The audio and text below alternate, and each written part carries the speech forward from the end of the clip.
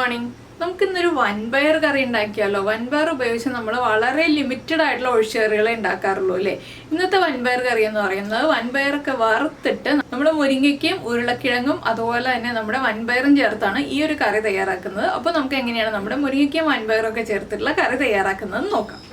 നമുക്ക് നമ്മുടെ ഇൻഗ്രീഡിയൻസ് നോക്കാം. ഞാനിപ്പോൾ വലിയൊരു ഉരുളക്കിഴങ്ങ് എടുത്തിട്ടുണ്ട്, ഒരു മുരിങ്ങയ്ക്ക എടുത്തിട്ടുണ്ട്, ഒരു തക്കാളി എടുത്തിട്ടുണ്ട്, കുറച്ച് അതായത് ഒരു ഉണ്ട വെളുത്തുള്ളിയുടെ പകുതി എടുത്തിട്ടുണ്ട്, ഒരു 10-12 ഉള്ളി എടുത്തിട്ടുണ്ട്, പിന്നെ 1/2 കപ്പ് വൻപയർ എടുത്തിട്ടുണ്ട്, പിന്നെ നമുക്ക് വേണ്ടത് 1/2 കപ്പ് തേങ്ങ ചിരവിയതാണ് കേട്ടോ. അത് ഞാനിവിടെ എടുത്ത് വെച്ചിട്ടില്ല.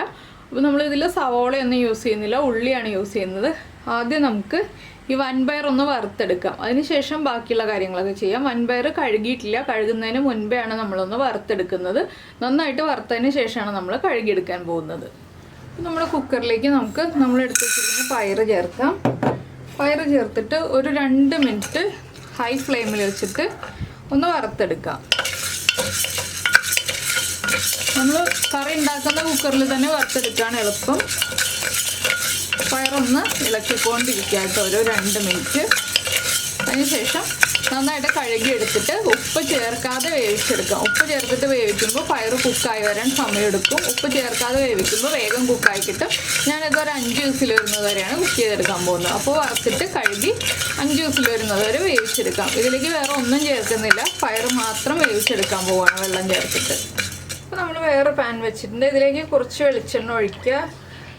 വെളിച്ചെണ്ണ ഒന്ന് ചൂടായി വന്ന് തുടങ്ങുമ്പോൾ, ഒരുപാട് ചൂടാവണ്ട കേട്ടോ, ചൂടായി വന്ന് തുടങ്ങുമ്പോൾ തന്നെ നമുക്കിതിലേക്ക് നമ്മൾ എടുത്തു വച്ചിരിക്കുന്ന വെളുത്തുള്ളി, അതുപോലെ തന്നെ ഉള്ളി, പിന്നെ തേങ്ങ ചിരവിയത് ഇത്രയും ചേർത്തിട്ട് നന്നായിട്ടൊന്ന് വഴറ്റിയെടുക്കണം. എണ്ണ ചൂടായി തുടങ്ങുമ്പോൾ തന്നെ ഇതെല്ലാം ചേർക്കണം. എണ്ണ നന്നായിട്ട് ചൂടാകാനുള്ള സമയം കൊടുക്കണ്ട.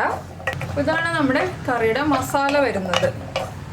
ഇതിന് പകരം ഉള്ളിക്ക് പകരം സവോള ചേർക്കരുത് കേട്ടോ ഇതിലേക്ക്. അപ്പോൾ നന്നായിട്ടൊന്ന് വഴന്ന് വന്നു കഴിഞ്ഞിട്ട് വേണം നമുക്കിതിലേക്ക് പൊടികൾ ചേർക്കാൻ. ഇതിലേക്ക് ഇനി നമുക്ക് ഒരു തണ്ട് കറിവേപ്പിലയും കൂടി ചേർക്കാം. കറിവേപ്പിലയും കൂടി ചേർത്ത് നന്നായിട്ടൊന്ന് വഴറ്റിയെടുക്കാം. തേങ്ങയുടെ കളറൊന്ന് ചെറുതായിട്ട് മാറി തുടങ്ങണം, അതുവരെ നമ്മൾ ഇളക്കിക്കൊണ്ടിരിക്കുക. അപ്പോൾ നമ്മുടെ തേങ്ങയുടെ കളറൊക്കെ മാറി വന്നിട്ടുണ്ട്. ഇതിലേക്ക് നമുക്ക് നമ്മൾ കട്ട് ചെയ്ത് വെച്ചിരിക്കുന്ന തക്കാളി ചേർത്ത് കൊടുക്കാം. തക്കാളിയുടെ കൂടെ തന്നെ നമുക്കിതിലേക്ക് പൊടികളും കൂടി ചേർത്ത് കൊടുക്കാം. തേങ്ങ ഇത്രയും കളർ മാറിയാൽ മതി കേട്ടോ, ഒരുപാട് അങ്ങോട്ട് കളർ മാറി പോവണ്ട. ഇനി നമ്മൾ ചേർക്കുന്നത് 1 ടീസ്പൂൺ മല്ലിപ്പൊടി, 1 teaspoon Kashmiri chilli powder, 1/2 teaspoon മഞ്ഞൾപ്പൊടി, 1/4 ടീസ്പൂൺ ചെറിയ ജീരകം വറുത്ത് പൊടിച്ചത്. ഇത്രയും ചേർത്തിട്ട് നന്നായിട്ടൊന്ന് ഇളക്കി തക്കാളി ഒന്ന് വഴറ്റിയെടുക്കുക. തക്കാളി ഓവറായിട്ട് കുക്കാവണ്ട, ഈ പൊടികൾ കുക്കാവുന്നതിൻ്റെ കൂടെ 1 മിനിറ്റ് ഒന്ന് തക്കാളി ഇളക്കി കുക്ക് ചെയ്തെടുക്കുക. അപ്പോൾ നമ്മുടെ പയർ 4 വിസിലേ വന്നിട്ടുള്ളൂ, ഞാൻ 5 വിസിലാണ് പറഞ്ഞത്. എന്താണെന്ന് വെച്ചാൽ ഉരുളക്കിഴങ്ങും മുരിങ്ങയ്ക്കയും കുക്കാവാനുണ്ട്. അതും കൂടെ ഞാൻ പയറിൻ്റെ കൂടെ ചേർത്ത് ഉപ്പും മഞ്ഞൾപ്പൊടിയും ചേർത്താണ് കുക്ക് ചെയ്യാൻ പോകുന്നത്. അപ്പോൾ 5 വിസിലാണ് പയർ ടോട്ടൽ കുക്കാവാൻ പോകുന്നത്. ഇതിന് 1 മിനിറ്റ് ഒന്ന് ഇളക്കി കൊടുത്ത് കുക്ക് ചെയ്തതിന് ശേഷം ഫ്ലെയിം ഓഫ് ചെയ്ത് വയ്ക്കുക. ചൂട് മാറി കഴിയുമ്പോൾ അരച്ചെടുക്കുക. വെള്ളം ചേർത്ത് തന്നെ അരച്ചെടുക്കുക കേട്ടോ, വെള്ളം ചേർക്കാതെ അരയ്ക്കണമെന്നൊന്നുമില്ല. കുറച്ച് വെള്ളം ചേർത്ത് നന്നായിട്ടൊന്ന് അരച്ചെടുക്കണം. അതിന് ശേഷം വേണം നമുക്ക് പയറിൻ്റെ പ്രഷർ പോയി കഴിയുമ്പോൾ മുരിങ്ങയ്ക്കയും ഉരുളക്കിഴങ്ങും ചേർത്ത് ഉപ്പും മഞ്ഞൾപ്പൊടിയും ചേർത്ത് വേവിക്കാനായിട്ട്. അപ്പോൾ ഇതൊന്ന് 1 മിനിറ്റ് കഴിയുമ്പോൾ നമുക്ക് ഓഫ് ചെയ്യാം. അപ്പോൾ നമ്മുടെ പയർ കുക്കായി വന്നിട്ടുണ്ട്. ഇതിലേക്ക് ഇനി നമുക്ക് 1 പച്ചമുളക്, അതുപോലെ തന്നെ മുരിങ്ങയ്ക്ക, പിന്നെ ഉരുളക്കിഴങ്ങ് ഇത്രയും ചേർത്ത് കൊടുക്കാം. ഇതിലേക്ക് ഞാൻ കൂടുതലായിട്ട് വെള്ളമൊന്നും ചേർക്കുന്നില്ല, ആ പയറിലുള്ള വെള്ളത്തിൽ തന്നെ കുക്കായി വന്നോളും. പിന്നെ ചേർക്കുന്നത് 1/2 ടീസ്പൂൺ മഞ്ഞൾപ്പൊടി, ഈ കഷ്ണങ്ങൾക്കും നമ്മുടെ അരപ്പിനും എല്ലാം ആവശ്യമായ ഉപ്പ്, ഇതെല്ലാം ചേർന്ന് നമുക്ക് 1 വിസിൽ വരുന്നത് വരെ വേവിച്ചെടുക്കാം.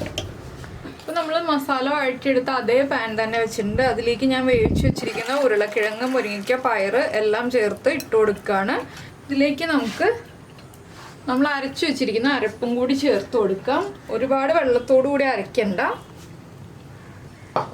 മിക്സിയുടെ ജാറിലേക്ക് കുറച്ച് വെള്ളം ചേർത്തിട്ട് ഒന്ന് ചുറ്റിച്ചൊഴിക്കാം. ഇനി അരപ്പും നമ്മുടെ വെജിറ്റബിൾസും ചേർന്ന് നന്നായിട്ടൊന്ന് തിളച്ച് വരണം. ഇതിൽ വറവിടണമെങ്കിൽ വറവിടാം കേട്ടോ. ഞാൻ വറവിടാതെയാണ് ഈ ഒരു കറി എടുക്കുന്നത്. നിങ്ങൾക്ക് വറവിടണം എന്നുണ്ടെങ്കിൽ കടുകും വറ്റൽമുളകും മാത്രം ചേർത്ത് വറവിടാം. കടുകും വറ്റൽമുളകും കറിവേപ്പിലയും. ഇതിലേക്ക് ഞാൻ കറിവേപ്പില മാത്രമേ ചേർക്കുന്നുള്ളൂ. പിന്നെ മല്ലിയിലയുടെ ഫ്ലേവർ താല്പര്യമുണ്ടെങ്കിൽ മല്ലിയില ചേർക്കാം. അതൊക്കെ നമ്മുടെ ചോയ്സാണ്.